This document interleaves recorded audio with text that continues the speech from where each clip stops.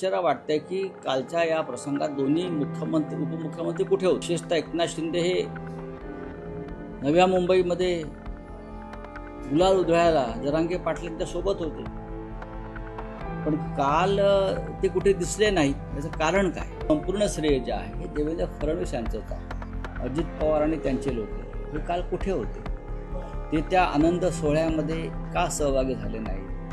की त्यांना हा आनंद सोहळा मान्यच नव्हता की हे प्रकरण अजून चिघळत राहावं आणि देवेंद्र फडणवीस मुख्यमंत्री अडचणीत यावेत।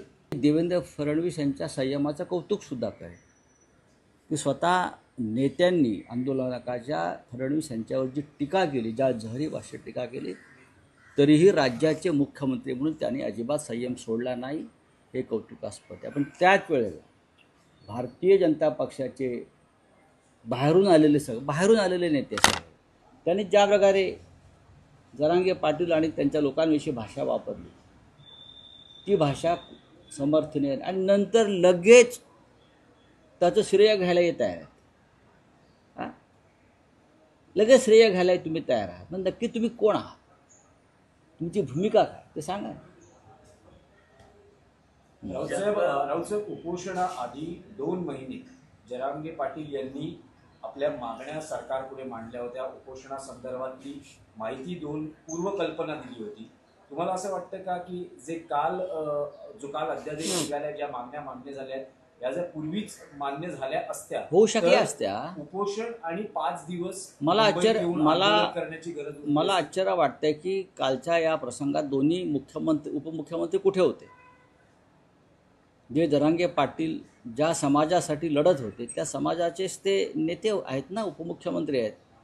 विशेषतः एकनाथ शिंदे हे नव्या मुंबईमध्ये गुलाल उधळायला जरांगे पाटलांच्या सोबत होते, पण काल ते कुठे दिसले नाहीत। याचं कारण काय?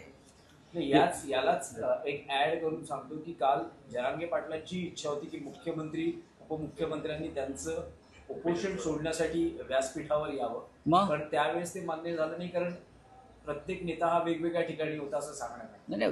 नेता जरी वेगवेगळ्या ठिकाणी असला तरी महाराष्ट्राच्या राजधानीमधला हा अतिगंभीर असा प्रसंग होता।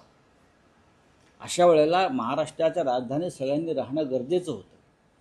कायदा सुव्यवस्थेचा प्रश्न होता, मुंबईच्या संदर्भातले काही प्रश्न त्यात निर्माण झाले होते, हायकोर्टामध्ये सुनावणी सुरू होती। अशा वेळेला मुख्यमंत्री आणि दोन्ही उपमुख्यमंत्र्यांनी परिस्थितीवर नियंत्रण ठेवण्यासाठी कधी भडका उडू शकत होता, मुंबईतच थांबणं गरजेचं होतं। स्वतः देवेंद्र फडणवीस हे या वाटाघाटीमध्ये गुंतले होते, हे मला माहिती आहे की कशा प्रकारे यातून मार्ग काढायचा, सर्व हायकोर्टाच्या निर्णयानंतर कशा प्रकारे आपण त्यातून पावलं टाकली पाहिजेत, किंवा उपसमितीने कोणती भूमिका घेऊन जरांगे पाटलांकडे जायला हवे, यासाठी स्वतः देवेंद्रजी मुख्यमंत्री राज्याचे पडद्यामागे काम करत होते। हे मी अगदी जरी मी त्यांचा टीकाकार असलो तरी हे मी सांगू शकतो। कालचं संपूर्ण श्रेय जे आहे हे देवेंद्र फडणवीस यांचंच आहे, आणि या संदर्भात त्यांच्या ज्या सहकार्याने जरांगे पाटलांना किंवा त्यांच्या आंदोलकांना अपशब्द वापरले त्यांनी हे लक्षात घेतलं पाहिजे। पण एकनाथ शिंदे आणि त्यांचे लोक, अजित पवार आणि त्यांचे लोक हे काल कुठे होते? ते त्या आनंद सोहळ्यामध्ये का सहभागी झाले नाहीत? की त्यांना हा आनंद सोहळा मान्यच नव्हता की हे प्रकरण अजून चिघळत राहावं आणि देवेंद्र फडणवीस मुख्यमंत्री अडचणीत यावेत, असं काही योजना दुसरे लोक करत होते का? हे काल प्रकर्षानं जाणवलं। प्रश्न की ज्या मातब्बर मराठा नेत्यांना जमलं नाही ते फडणवीस यांनी करून दाखवलं, अशा प्रकारचे ट्विट आता येत आहेत। हे ट्विट करणारे भारतीय जनता पक्षाचे कोणते? एकनाथ शिंदे आणि अजित पवारांना टार्गेट करणारे आहेत। मुळात उपोषण नक्की संपलेलं आहे, आंदोलन संपलेलं आहे। 8 पैकी 6 मागण्या मान्य झालेल्या आहेत, पण मराठा समाजाचे जे इतर नेते आहेत, मी ऐकत होतो त्यांचा आज काही भाष्य, जे या आधी आंदोलन करत होते किंवा कोर्टात लढत होते, त्यांच्या भूमिका या मागण्यांसंदर्भात वेगळ्या आहेत। त्यांचं म्हणणं आहे की आम्हाला काय मिळणार नाही याच्यावर, पण जोपर्यंत संपूर्ण अध्यादेश हाती येत नाही तोपर्यंत त्याच्यावर भाष्य करणं योग्य नाही। पण राऊतसाहेब, तुम्ही कसं विश्लेषण कराल? मी अजिबात विश्लेषण करत नाही। आधी राहिलेले मुख्यमंत्री विशेषतः शरद पवार, उद्धव ठाकरे आणि एकनाथ शिंदे यांनी घेतलेले निर्णय आणि आता फडणवीसांनी घेतलेला अध्यादेशाचा निर्णय, याआधी फडणवीसांनी निर्णय अशा घेतला. प्रकारचा निर्णय घेण्याशिवाय फडणवीस यांच्यासमोर कोणताही पर्याय नव्हता, हे पण तुम्हाला मी सांगतो.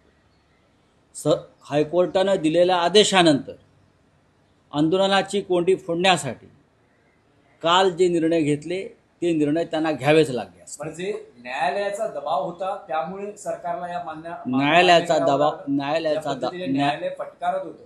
मग आंदोलक असतील किंवा सरकारही असेल, यांना जे नाही, ओढले जात होते, न्यायालयाचा त्यावर तो दबाव होता. न्यायालयाच्या माध्यमातून सुद्धा हा प्रश्न सोडवण्याचा प्रयत्न झाला आणि ते चुकीचं असं मला वाटत नाही.